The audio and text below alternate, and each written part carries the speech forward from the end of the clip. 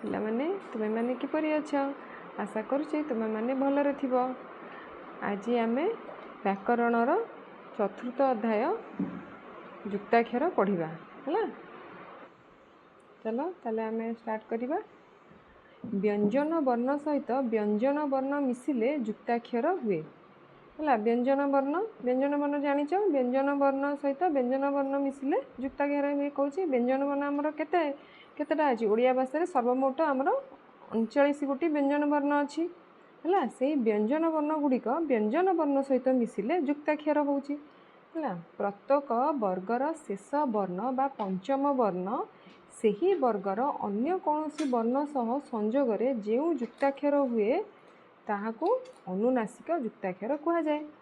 କ'ଣ କହିଲା ସେ ବୁଝୁଛ? ପ୍ରତ୍ୟେକ ବର୍ଗର ଶେଷ ବର୍ଣ୍ଣ ବା ପଞ୍ଚମ ବର୍ଣ୍ଣ, ଗୋଟେ ବର୍ଗ ମାନେ ଗୋଟେ ଭାଗ କରାଯାଇଛି। କ'ଣ ସେଇଟା ସେମିତି ଭାଗ କରାହେଇଛି, ଯେମିତି କ,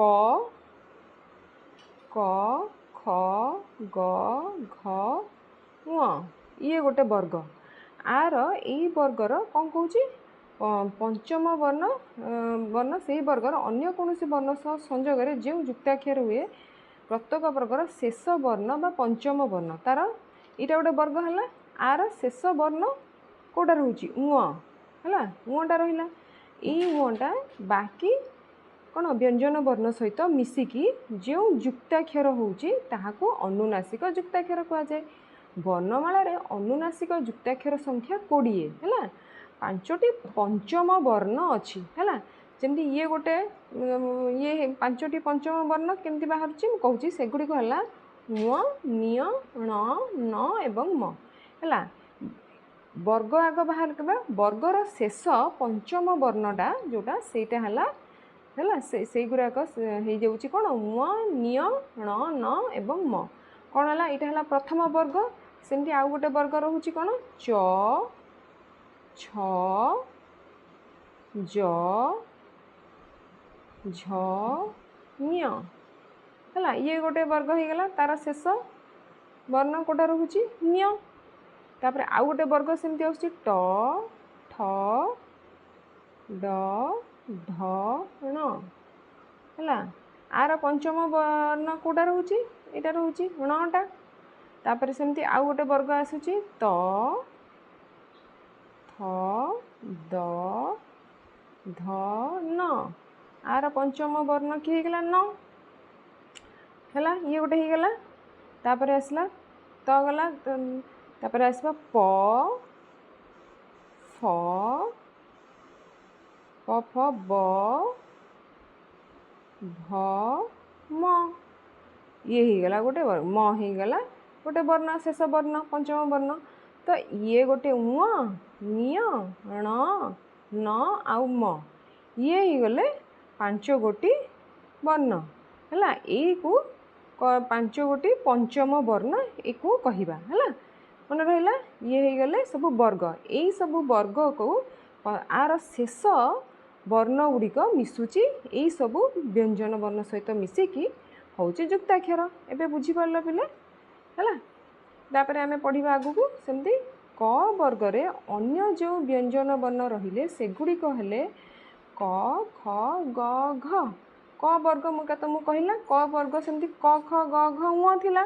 ସେମିତି କ ବର୍ଗର ବ୍ୟଞ୍ଜନ ବର୍ଣ୍ଣ ଗୁଡ଼ିକ କେଉଁଟା ରହୁଛନ୍ତି? କ, ଖ, ଗ, ଘ। ଆଉ ଏମାନେ କାହା ସହିତ ମିଶିବେ? ଙ ସହିତ। ଙ ସହିତ ମିଶି ଯେଉଁ ରୂପ ପ୍ରକାଶ କରନ୍ତି ତାହା ନିମ୍ନରେ ଦିଆଗଲା। ସେମାନେ ମିଶୁଛନ୍ତି। ଏଇଟା ହେଲା ତାଙ୍କର ପଞ୍ଚମ। କ, ଖ, ଗ, ଘ, ଙ ଗୋଟେ ବର୍ଗ। ତାଙ୍କର ଶେଷ ବର୍ଣ୍ଣ ପଞ୍ଚମ ବର୍ଣ୍ଣ କିଏ ରହୁଛି? ଙ। ଙଟା ମିଶିବ କ, ଖ, ଗ, ଘ ସହିତ ହେଲା। ତ ସେ ମିଶିକି କ'ଣ ଶବ୍ଦ ଗଠନ କରୁଛନ୍ତି ବା କ'ଣ ଯୁକ୍ତାକ୍ଷର ହେଉଛି ଆମେ ଦେଖିବା ହେଲା। କ'ଣ ହେଲା? ମ ଯୁକ୍ତ କ ସମାନ ଙ୍କ। ସେମିତି ତାର କ'ଣ ସବୁ ଶବ୍ଦ ବନିଲା? ପଙ୍କ, ମାଙ୍କଡ଼, କଙ୍କଡ଼ା ହେଲା। ସେମିତି ୱ ଯୁକ୍ତ ଖ ସମାନ ଖ। ତାର ସେମିତି କ'ଣ ବନିଲା ସବୁ ଶବ୍ଦ? ପଙ୍ଖା, ଶଙ୍ଖା, ଶୃଙ୍ଖଳା ହେଲା। ଇଏ ସବୁ ବନିଲା। ୱ ଯୁକ୍ତ ଗ ସମାନ ଗ। ତାର ସବୁ ଶବ୍ଦ ବନିଲା ମଙ୍ଗ, ଡଙ୍ଗା, କଙ୍ଗାରୁ ହେଲା। ତାପରେ ୱ ଯୁକ୍ତ ଘ ସମାନ ଘ। तार शब्द है जंघ लंघन ये सब शब्द बनी है। तापर सेमती आमर आसो कौन च वर्ग आसला मुझे ना च वर्ग सेमती कौन रही च छ ज झ निय तार पंचम वर्ण हूँ निय नियटा मिसिब च छ ज झ संगे है। सेमती च वर्ग रे अन्य जो व्यंजन वर्ण रहिले सेगुड़िक हेले च छ ज झ एमाने निय सहित युक्त हो निजर भिन्न रूप प्रकाश करते निम्न दिगला कौन तार भिन्न रूप सबू आम देखा निय युक्त च समान च तार शब्द बनूची कंचा पंचावन पंचवटी है च निय युक्त च है। तापर देखा निय युक्त छ समान छ बांछा शब्द बनिला बांछा अचंछा है ये सब बनिला। तापर निय युक्त ज समान ज पिला शुणी पार्छ कौ भाया सब बनूची शब्द ज है सेटा कौन आम पढ़ा तार शब्द संज कुंज रंजन ये शब्द बनला। तापर न्य युक्त झ समान झ है झ आसला उच्चारण हूँ झ बांझ पंझाए है ये सब लिखाई आम आग को देखा तापर आसो गोटे नेक्स्ट वर्ग आसला कौन ट वर्ग ट वर्ग रे अन्य जो व्यंजन वर्ण रहिले सेगुड़िक है किए सेगुड़िक है ट ठ ड ढ एमाने ण सहित युक्त हो जो रूप प्रकाश करती ता निम्न रे प्रदत्त है कौन है ण युक्त ट समान ट है ण युक्त ट समान ट कंटा खुंट है ये शब्द है ण युक्त ठ समान ठ है तार शब्द है कंठ गुंठ आंठू है ये सब शब्द ण युक्त ड समान ड ण युक्त ड समान ड तार शब्द बनूची खंडा गंडा अंडा है ये सब देखा छुआ मैंने। तापर आसला को ण युक्त ढ समान ढ ण युक्त ढ समान ढ सुंढ मेंढा कंढेई है ये बनिला शब्द। तापर त वर्ग आसला है त वर्ग रे अन्य जो व्यंजन वर्ण रहिले सेमाने हेले त थ द ध एमाने न सहित युक्त हेले जो रूप जेपरी प्रकाश करनी ताहा निम्न रे प्रदत्त है।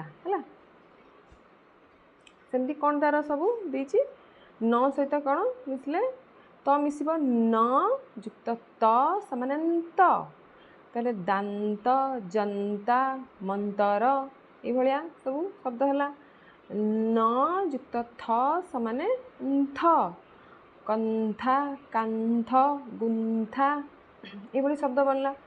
न युक्त द समान द तार सब शब्द बनला पंदर बंदर मंदिर न युक्त ध समान ध कौन पढ़ा है न युक्त ध समान ध कांध अंध बंधन है ये गोटे वर्ग गला आमर त वर्ग गला। तापर आसो प वर्ग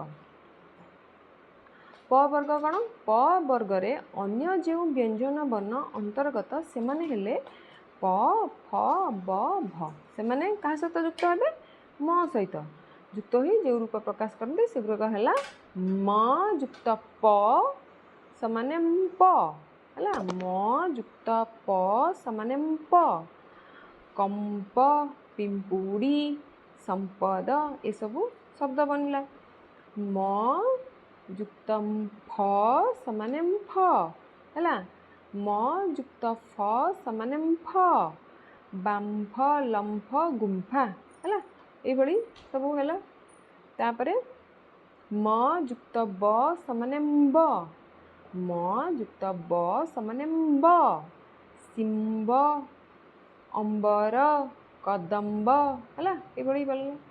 तापर म युक्त भ समान भ ସମାନେ ଭ। ଆମ୍ଭେ, କୁମ୍ଭାର, କୁମ୍ଭୀର ହେଲା ଏଇଭଳି ସବୁ ଶବ୍ଦ ବନିଲା ହେଲା। ଆମର ଏଇଭଳିଆ ସବୁ ଯୁକ୍ତାକ୍ଷର ରହିଲା। ଆଉ ତାପରେ ତାର ଆମର ଅଭ୍ୟାସ ଯେଉଁ ଦେଇଛି ତାକୁ କରିଦେବା ହେଲା। ଅଭ୍ୟାସ ଦେଇଥିଲା କ'ଣ ଯୁକ୍ତାକ୍ଷର? ନିମ୍ନ ପ୍ରଶ୍ନ ଗୁଡ଼ିକର ଉତ୍ତର ଲେଖ। ଯୁକ୍ତାକ୍ଷର କାହାକୁ କୁହାଯାଏ? ଯୁକ୍ତାକ୍ଷର ଆମେ ଏବେ ପଢ଼ିଲେ କାହାକୁ କୁହାଯାଉଛି? ବ୍ୟଞ୍ଜନ ବର୍ଣ୍ଣ ସହିତ ବ୍ୟଞ୍ଜନ ବର୍ଣ୍ଣ ମିଶିଲେ ଯୁକ୍ତାକ୍ଷର ହୋଇଥାଏ ହେଲା। ତାପରେ ପ୍ରଶ୍ନ ଖ ହେଲା ଅନୁନାସିକ ଯୁକ୍ତାକ୍ଷର କହିଲେ କ'ଣ ବୁଝ? ମୋଟରେ ଏହାର ସଂଖ୍ୟା କେତେ ହେଲା। ତାର ଉତ୍ତର ହେଲା ପ୍ରତ୍ୟେକ ବର୍ଗର ଶେଷ ବର୍ଣ୍ଣ ବା ପଞ୍ଚମ ବର୍ଣ୍ଣ ସେହି ବର୍ଗର ଅନ୍ୟ କୌଣସି ବର୍ଣ୍ଣ ସହ ସଂଯୋଗରେ ଯେଉଁ ଯୁକ୍ତାକ୍ଷର ହୁଏ ତାକୁ ଅନୁନାସିକ ଯୁକ୍ତାକ୍ଷର କୁହାଯାଏ। ମୋଟରେ ଏହାର ସଂଖ୍ୟା 20 ହେଲା। ତମେ ଏବେ ଦେଖିଲ 20ଟି ହେଉଛି ହେଲା। ତାପରେ ଆସିଲା 2 ନମ୍ବର, ଉଦାହରଣ ଦେଖି ଶୂନ୍ୟସ୍ଥାନ ପୂର୍ଣ୍ଣ କର। ତାପରେ କ'ଣ ସେଇଟା ଦେଇଛି? ଙ ଯୁକ୍ତ କ ସମାନେ କ ହେଲା। ଆଉ ଗୋଟେ ସେମିତି ତାପରେ ଆସିଲା ନିୟ ଯୁକ୍ତ ଜ ସମାନେ କ'ଣ ହେବ? ହେବ ଜ ହେବ। ଏମିତି ଣ ଯୁକ୍ତ ଡ ସମାନେ କ'ଣ ହେବ? ଡ ହେଲା। ମ ଯୁକ୍ତ ଡ୍ୟାସ୍ ସମାନେ ଭ କ'ଣ ହେବ? ଭ ବସୁଛି। ଭ ହେଲାଠୁ ଭ ହେଉଛି ହେଲା। ତାପରେ ଏଠି ଦେଖ ଛୁଆ ଗୋଟେ କୋଶ୍ଚିନ୍ଟା ଭୁଲ ହେଇଯାଇଛି ତମର। ଆକ୍ଚୁଆଲି ସେଠି ହେବା କଥା ତମର ସେଠି ଭୁଲ ହେଇଯାଇଛି। କୋଶ୍ଚିନ୍ଟା ଭୁଲ ଦେଇଛି। ସେଇଟା ଙ ଯୁକ୍ତ ଚ ଦେଇଛି, ସେଇଟା ଆକ୍ଚୁଆଲି ନିୟ ହେବା କଥା ହେଲା। ନିୟ କାରଣ ଆମର ଯେଉଁ ବର୍ଗଟା ରହିଛି, ଯେଉଁ ଚ ବର୍ଗଟା ରହିଛି ସେଥିରେ ନିୟ ଯୋଗ ହେଉଛି ନା। ଚ ବର୍ଗରେ ଆମର ନିୟ ଯୋଗ ହେଉଛି। ଏଠି ସିଏ ଦେଇଛି ନା ଙ। ଏଇଟା ଙ କେଉଁଠୁ ଆସିବ? ଙ ତ ରହିଲାଣି ଆମର କ ବର୍ଗରେ, ବୁଝିପାରୁଛ ପିଲେ? ତେଣୁକରି ଏଇଟା ଭୁଲ ଦେଇଛି। ଚ ବର୍ଗରେ ଆସିବ ନିୟ, ତେଣୁ କରିକି ଏଇଟା ଭୁଲ ପ୍ରିଣ୍ଟ ହେଇଯାଇଛି। ସେଇଟା ହେବ ନିୟ ଯୁକ୍ତ ଚ ସମାନ ଚ ହେଲା। ତାପରେ ଆସିଲା ନିୟ ଯୁକ୍ତ ଝ, ଏଠି ଝ ହେବ ହେଲା। ଝ ସମାନ ଝ। ସେମିତି ନ ଯୁକ୍ତ ଥ ସମାନ ଥ ହେଲା। ତାପରେ ନ ଯୁକ୍ତ ଦ ସମାନ ଦ ହେଲା। ତମେ ଏଇ ଯେଉଁ ଉପରଟା ନିୟକୁ ଚେଞ୍ଜ କର ୟା ଫିର ଚକୁ ବଦଳେଇ ପାରିବ ହେଲା। ଯଦି ସେ ଙ ଅଛି ସେ ଜାଗାରେ ଆମେ ରଖିପାରିବା ସେଠି ଅଙ୍କ ରଖିକିନା ବାକ୍ୟ ବନେଇ ପାରିବା ହେଲା। ନହେଲେ କ ଲଗେଇ ପାରିବ, ଖ ଲଗେଇ ପାରିବ, ଗ ଲଗେଇ ପାରିବ, ଘ ଲଗେଇକି ବନେଇ ପାରିବା। ନହେଲେ ଆମେ ଚେଞ୍ଜ କରିଦେଲେ, ଆମେ ଙକୁ ଚେଞ୍ଜ କଲେ ତମେ ସେଠି ନିୟ ବସେଇଦେଲେ ହେଲା। ଯେଉଁଟାକି ବି ଚେଞ୍ଜ କରିପାରିକି ନା ସେ ହେବ, କାରଣ ସେଇଟା ଭୁଲ ପ୍ରିଣ୍ଟ ହେଇଗଲାଠୁ ପୁରା ଭୁଲ ହେଇଯାଉଛି। ତ ସେଇଟା ହେବ ନିୟ ଯୁକ୍ତ ଚ ସମାନ ଚ ହେଲା। ଏଇଭଳିଆ କରିବ। ଆଉ ଏତିକି ରହିଲା ତମର। ଆଉ ତମେ ମୋ ପାଠପଢ଼ା ଭଲ କି ବୁଝିପାରୁଛ କି ନାହିଁ ମୋତେ କମେଣ୍ଟ କରି କହିବ। ଆଉ କେମିତି ଲାଗିଲା, ଆଉ ତମର ମୋତେ ଇଏକୁ ଚ୍ୟାନେଲକୁ ସବସ୍କ୍ରାଇବ୍ କରିଦେବ, ଯାହାକି ତମ ପାଖକୁ ନୋଟିଫିକେସନ୍ ଆସିଯିବ ମୋର। ଆଉ ତମେ ମୋର ସବୁ ଭିଡ଼ିଓ ଦେଖିପାରିବ। ହଉ ରହିଲି, ଧନ୍ୟବାଦ।